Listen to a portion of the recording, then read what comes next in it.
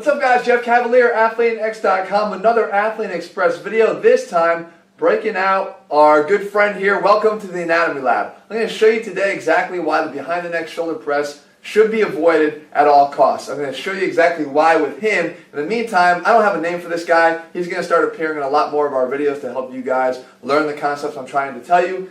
So shoot a name for him down below. The best name will win. Meantime, let's get to the action. I'm going to show you the two different versions of the shoulder press and then break down on him why one is far superior than the other. Okay, so as you can see on the traditional behind the neck shoulder press, the thing I want you to notice, guys, is the position of the elbows in the frontal plane. What I mean is this plane right here. On the side behind the neck press, you'll see that the elbows are pointing directly at you. As I do the press and the side by side here, you can see how they stay in that plane all the way up.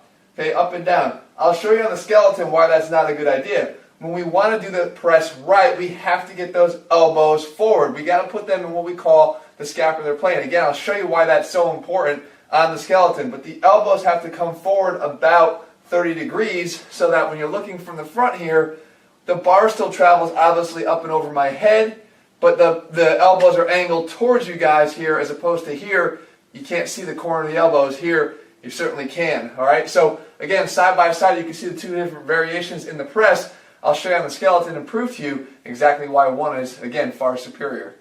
Alright guys, so let's step into the lab here. First of all, for the guys that said, Jeff, you don't smile enough, this guy will be doing more smiling for you than you will ever imagine. As a matter of fact, that smile will never change, I promise you. But let's look right here. There's two things I want to show you on this skeleton. Number one, we're looking right down the barrel of the joint. You can see right here that this is the ball and socket joint. Here's the ball, here's the socket. This socket is facing me right here at this angle, which is 30 degrees again from the frontal plane, from the exact side of him.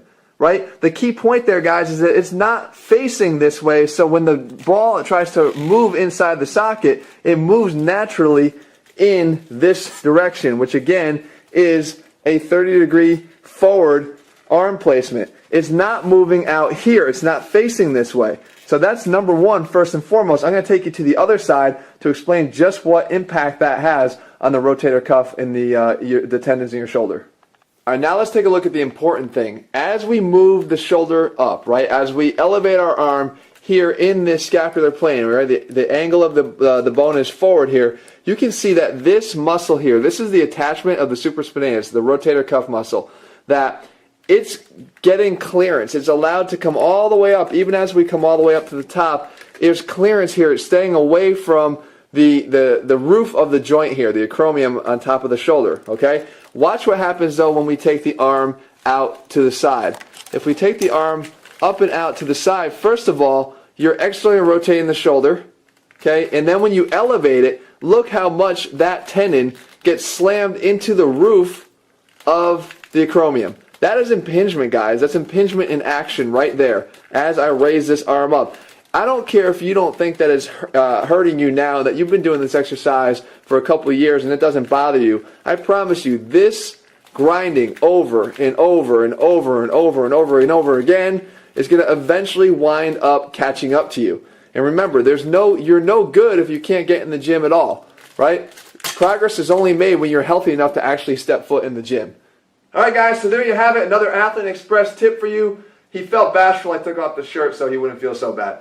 In the meantime, guys, the important thing is we'll break out the anatomy if we have to. We will put the science back in strength if that's what it takes to get you guys to start training the right way. Alright? First and foremost, I want you to train safe, but I can tell you when you train safe, you allow your muscles to work the way they're supposed to, you protect your joints at all costs, you will start lifting more, and you will start seeing better results. And that's what AthleteX is all about. If you guys have not already come on board, then do me a favor, head to AthleteX.com right now. Check out what we have over there. It's the 90-day training system. It puts the science back in strength to allow you guys to get bigger, faster, and stronger by training the right way, putting biomechanics back into the equation and letting you train the way I feel you're supposed to.